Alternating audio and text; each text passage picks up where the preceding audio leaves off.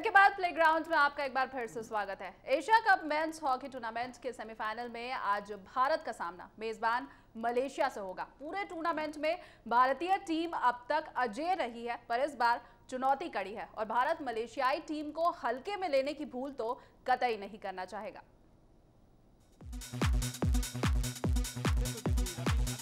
जीत की तिकड़ी से उत्साहित भारतीय हॉकी टीम आज जब मेजबान मलेशिया के खिलाफ एशिया कप में सेमीफाइनल में उतरेगी तो उसका लक्ष्य विश्व कप का टिकट हासिल करने की दिशा में होगा। अगर भारत को विश्व कप का टिकट चाहिए तो उसे हर हाल में आज का ये मैच जीतना ही होगा। वैसे भारतीय टीम ने अब तक खेले गए हर विश्व कप के संस्करण में अपनी उपस्थिति दर्ज कराई है और ये पहला मौका है जब उसे क्वालिफाई करने की नौबत आन पड़ी है। हालांकि टीम ने अभी तक टूर्नामेंट में अच्छा प्रदर्शन किया है और पूल बी में शीर्ष स्थान पर है। भारत ने अपने पहले मैच में ओमान को 8-0 से हराया तो दूसरे मैच में गत चैंपियंस कोरिया को 2-0 से हराया। इतना ही नहीं, बांग्लादेश को भी अपने अंतिम मैच में 10-1 से हराकर भारत टॉप पर है। तो दूसरी तरफ मलेशिया ने पूल ए में पाकिस्तान के हाथों शिकस्त झेलने के बाद चीनी ताइपे और जापान की टीम को शिकस्त दी है। दूसरे सेमीफाइनल में पाकिस्तान का मुकाबला दक्षिण कोरिया से होगा। भारतीय टीम मलेशिया को हल्के में लेने की भूल कतई नहीं करेगी, क्योंकि ये वही टीम है जो 2010 में ग्वांगझू एशियाड में सेमीफाइनल में भारत को 4-3 से हरा चुकी है। साथ ही मेजबान को घर में खेलने का फायदा भी मिलेगा। सरदार सिंह भी मानते हैं कि इस मैच में टीम का बहुत कुछ दांव पर है। हालांकि भारत ने टूर्नामेंट में अब तक खेल के हर विभाग में शानदार प्रदर्शन किया है और उनकी कोशिश इसे आगे भी जारी रखने की होगी। भारत ने टूर्नामेंट में अभी तक 20 गोल किए हैं और महज 1 गोल खाया है। पेनल्टी कॉर्नर को गोल में बदलने में भी भारतीय टीम की औसत अच्छी रही है। दीपांशु मदान, हरियाणा न्यूज। और जैसा कि आपको पहले ही बता चुके हैं, हमारे साथ इस वक्त स्टूडियो में कुलविंदर सिंह कांग और दीपांशु मदान दोनों ही मौजूद हैं। सबसे पहले आपसे शुरुआत करना चाहूंगी कुलविंदर, कैसा लग रहा है आपको? मलेशिया की टीम है, अपने ही ग्राउंड पर खेल रही है, तो क्या कहीं ना कहीं इस चीज का फायदा मिलेगा मलेशिया को? देखिए, सबसे बड़ी बात शालिनी ये है कि भारत को केवल मलेशिया के खिलाफ नहीं खेलना, जैसा कि सरदार सिंह ने भी कहा, उसको पूरे स्टेडियम के खिलाफ खेलना है। 10, 20, 30, 40 हज़ार जितने भी दर्शक होंगे उन सब का समर्थन अपनी मेजबान टीम के साथ रहेगा, स्वाभाविक है। लेकिन भारत का पलड़ा मैं समझता हूँ भारी रहना चाहिए, क्योंकि भारतीय टीम जिस तरीके से लय पकड़ रही है, भारतीय टीम जिस तरीके से लय पकड़ने के बाद बहुत अच्छे तरीके से इस टूर्नामेंट में अभी तक खेली है, तो मैं समझता हूँ कि भारत को कोई ज़्यादा मुश्किल नहीं होनी चाहिए, लेकिन संभलना होगा। अभी तक हम बात कर रहे हैं कि भारत अपराजय रहा है, 1 गोल बांग्लादेश ने किया पेनल्टी कॉर्नर से, लेकिन असली परीक्षा अब शुरू होगी और भारत कहीं कोई रिस्क नहीं ले सकता, कहीं कोई जोखिम नहीं उठा सकता, क्योंकि भारत को इस टूर्नामेंट को जीतना जरूरी है और भारत से ज्यादा जीतना जरूरी है। पाकिस्तान को भारत इस बात को भी जानता है और अभी तक पाकिस्तान कोरिया का जो मैच चल रहा है उसमें पाकिस्तान 1 गोल से पिछड़ा है, जो भारत के दृष्टिकोण से अच्छा है। दीपांशु, आप क्या इत्तेफाक रखते हैं कुलविंदर की बात से? और साथ ही साथ आप हमेशा कहते रहे हैं कि दूसरे के मैच के ऊपर डिपेंड करना कहीं ना कहीं घातक हो जाता है, हर हमारे प्रोग्राम में आप यही कहते हैं, तो आपकी राय? मैं आज भी यही कहना चाहूंगा कि हमें दूसरों के समीकरण पे नहीं रहना होगा और खुद ही इंडिया को ये देखना होगा कि अगले मैच में जीत जाएं और कन्विंसिंगली जीतें, सो दैट कि उनकी फाइनल्स में जगह पक्की हो जाए। और फाइनल्स में अगर कोरिया आ गया तब तो बहुत ही बेनिफिशियल है भारत के लिए।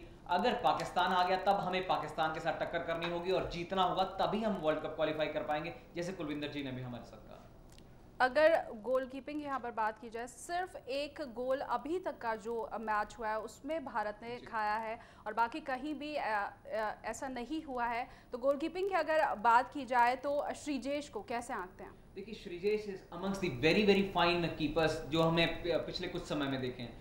So not only he is talented, बगर जो वो निखर के आती है उनकी, आपने देखा होगा कि किस तरह से उन्होंने डाइव लगा करके पीछे स्टॉप किया है। सो जो पाकिस्तान की टीम का मैं आज इंटरव्यू सुन रहा था, तो उन्होंने प्रेस कॉन्फ्रेंस में कहा कि हम लोग श्रीजेश को देख रहे हैं कि वो कैसे अटैक करता है, जिस तरह से वो डिफेंड कर जाते हैं, दैट इज फिनोमिनल, क्योंकि वो डाइव अराउंड जिस तरह करते हैं, अपनी चोटों की परवाह नहीं करते, और उसके अलावा आपके पास जो स्पिरिट है that is very very high. जब यहाँ से टीम गई थी तो जो रोलैंड ऑर्टमेंट्स जो कि इंडिया के कोच हैं, उन्होंने पता नहीं ऐसी क्या चीज इंडिया को खिला करके भेजी है। उम्मीदें तो बहुत ज्यादा नहीं थी, क्योंकि फॉरवर्ड लाइन जो है इंडिया की पूरी इस समय वीक चल रही थी। जैसे ही वहां पर गए, लगातार आपने देखा कि कोरिया को हमने हरा दिया, उसके बाद बांग्लादेश से मैच हुआ, उनको हरा दिया, ओमान से उससे पहले मैच हुआ था तो हमने उनको कन्विंसिंगली हरा दिया। सो एक नई शक्ति प्रदान हुई है टीम को और यकीनन तौर पर जो मोराल इंडिया के पास है, जो मोमेंटम है, उससे आगे जरूर फायदा मिलने वाला है। कुलविंदर जी, मैं आपसे सवाल करना चाहूंगा, आप क्या वक्तव्य रखते हैं इस बात से कि इंडिया का जो मैच मलेशिया से होने वाला है उसमें आपको कितना चांसेस लगते हैं इंडिया के, बिकॉज जो टीम कॉम्बिनेशन है वो अच्छा, इंडिया का अभी तक ठीक ठाक रहा है, प्रदर्शन अच्छा खासा किया है, वहीं मलेशिया की बात करें तो बहुत ज्यादा खिलाड़ी अभी कैसे आ गए, क्योंकि उनके घर में एक तो मैच है, कुआलालंपुर में मैच होता था, अगर तब भी उनके फेवर किया जाता था, आज अजलन शाह के हॉकी मैदान में मैच है, तो भी यकीनन तौर पर फेवरेट्स वही होंगे। देखिए, फेवरेट आपको अपना समर्थन जरूर मिलता है, लेकिन जिस तरीके से बात करी थी दीपांशु आपने कि ऑल्टमैन्स ने पता नहीं क्या खिलाया है, मैं समझता हूँ ये शुरुआत हुई HIL से। HIL ने जो खिलाड़ी दिए हैं, जैसे मनदीप सिंह है, जैसे मालक सिंह है, जो खिलाड़ी मनप्रीत सिंह उभर कर सामने आए हैं, और जैसे ही फॉरवर्ड पंक्ति जितनी थी वो बलविंदर सिंह चांडी है या इसके अलावा आकाशदीप सिंह है, जब वो थोड़े इंजर्ड हुए तो उस वक्त थोड़ी चिंता थी, लेकिन जल्दी ही इन यंगस्टर ने, इन युवा खिलाड़ियों ने जो 20-20 साल के हैं, उन्होंने एक उनकी जगह को भरने की कोशिश की, उनको मौका मिला है और उसका पूरा फायदा उठाने की कोशिश कर रहे हैं। और मनदीप सिंह आप देखिए कि डी के अंदर उससे चपल खिलाड़ी अभी तक मैंने नहीं देखा है, रिसेंट पीरियड में बहुत अच्छे तरीके से मौके का फायदा उठाता है, और उसी में भारतीय टीम लय में आगे। फॉरवर्ड की चिंता थी, फॉरवर्ड पंक्ति की चिंता थी, फॉरवर्ड पंक्ति बेहतरीन तरीके से खेल रही है और डिफेंस भी अच्छा है।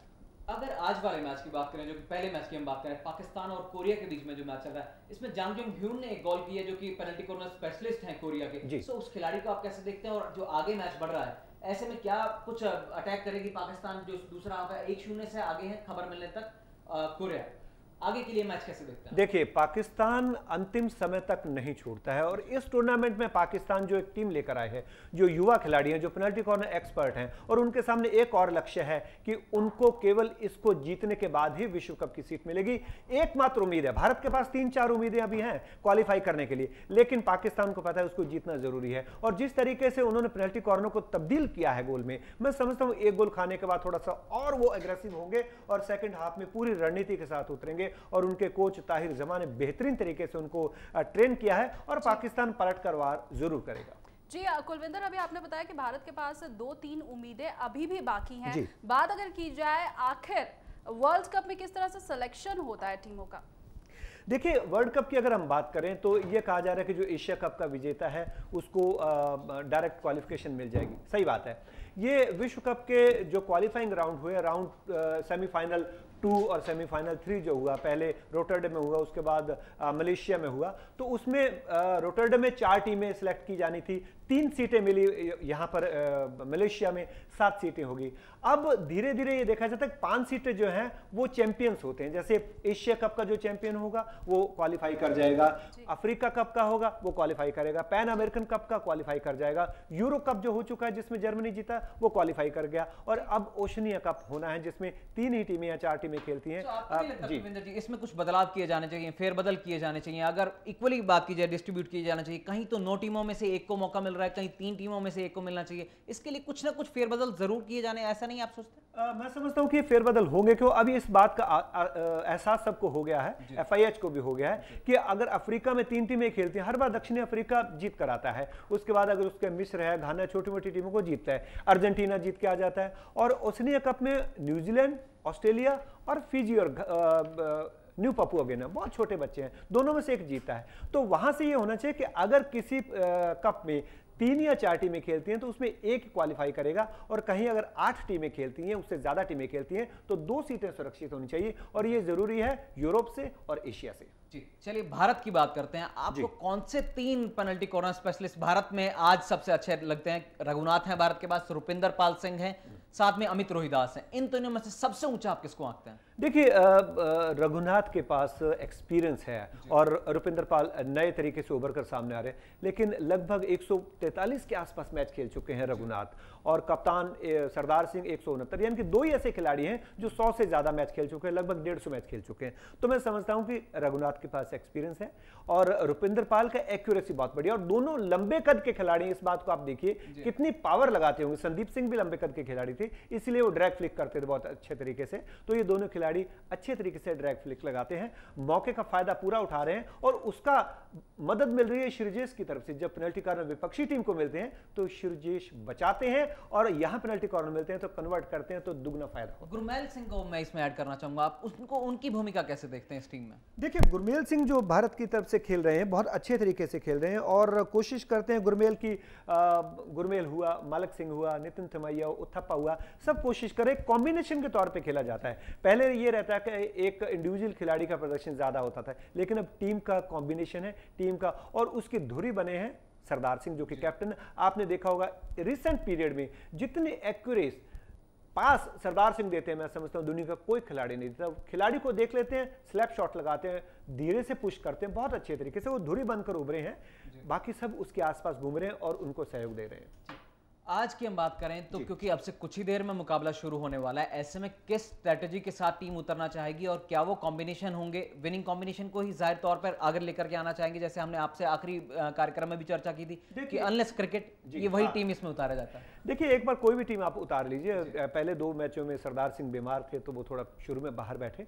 फर्स्ट 11 के बाद आपके पास रोलिंग सब्स्टिट्यूट का आपके पास ये मौका होता है, आप कितने भी खिलाड़ी रोलिंग सब्स्टिट्यूट में ला सकते हैं। लेकिन एक बात का ध्यान रखना होता है कि जब पेनल्टी कॉर्नर मिलता है तब बाहर से एक्सपर्ट को आप अंदर नहीं ला सकते, जो उस वक्त मैदान पे होता है तो उन्हीं को पेनल्टी कॉर्नर लगाना पड़ता है। तो जब रोलिंग सब्स्टिट्यूट किए जाएंगे तब यह ध्यान रखना होगा कि हर वक्त या तो रुपिंदर पाल सिंह मैदान पर हो या रघुनाथ। और भारत को इस मैच को जीतना ही होगा मलेशिया के खिलाफ, क्योंकि भारत फाइनल में पहुंचेगा और उधर से कोरिया और पाकिस्तान के मैच के ऊपर निर्भर करेगा। और भारत को ये पता है कि वो अपने मैदान पर खेल रहे हैं और बहुत मौके ऐसे आते हैं जब उलटफेर करते हैं, संभल कर खेलना होगा, पेनल्टी कॉर्नर देने से बचना होगा डी के अंदर। बिल्कुल, और उम्मीद करते हैं कि जिस तरह से आपने अभी कहा कुलविंदर, भारत इस मैच को जीत जाए और फाइनल तक पहुंच जाए। और अगर ऐसा होता है, भारत फाइनल तक पहुंचता है, तो अगले प्लेग्राउंड में भी आपके साथ ही चर्चा करेंगे। फिलहाल आज के लिए कार्यक्रम में इतना ही। कुलविंदर, आप प्लेग्राउंड में, आपका बहुत बहुत शुक्रिया, और साथ ही दीपांशु, आपका भी हमारे साथ जुड़ने के लिए बहुत बहुत शुक्रिया। जी, धन्यवाद। तो प्लेग्राउंड में आज के लिए इतना ही। जाते जाते आपको छोड़ जाते हैं स्पोर्ट्स नॉनस्टॉप के साथ। नमस्कार। मोहम्मद हाफिज के शतक और जुनैद खान की धारदार गेंदबाजी से पाकिस्तान ने दूसरे वनडे मैच में जिम्बाब्वे को 90 रन से हराकर 3 मैचों की सीरीज में शानदार वापसी की। पहले मैच में जिम्बाब्वे के हाथों 7 विकेट की हार से आहत पाकिस्तान हाफिज को 136 रनों की पारी की मदद से 4 विकेट पर 299 रन का मजबूत स्कोर खड़ा किया। कुमार संगकारा आगामी चैंपियंस लीग T20 टूर्नामेंट में आईपीएल टीम हैदराबाद सनराइजर्स के बजाय श्रीलंका की चैंपियन टीम कांदूरता की तरफ से खेलेंगे। बाएं हाथ के इस बल्लेबाज ने कहा कि मैं चैंपियंस लीग में कांदूरता टीम्स की तरफ से खेलूंगा। कांदूरता टीम ने हाल ही में श्रीलंका सुपर 4 लीग के जरिए क्वालिफाई किया। संगकारा ने कहा कि यह मसला श्रीलंका क्रिकेट सुलझाएगा। श्रीलंका क्रिकेट ने कहा है कि मुझे कांदूरता की तरफ से खेलना चाहिए। भारत के सोमदेव देव बर्मन ने बारिश की बाधाओं के बावजूद अमेरिकी ओपन टेनिस ग्रैंड स्लैम की पुरुष एकल स्पर्धा की शुरुआती राउंड में लुकास लेंको की कड़ी चुनौती को पार करते हुए जीत दर्ज की और अगले दौर के लिए अपना स्थान पक्का कर लिया है। सोमदेव ने 3 घंटे 11 मिनट तक चले मुकाबले में 4-6, 6-1, 6-2, 4-6, 6-4 से जीत दर्ज करी।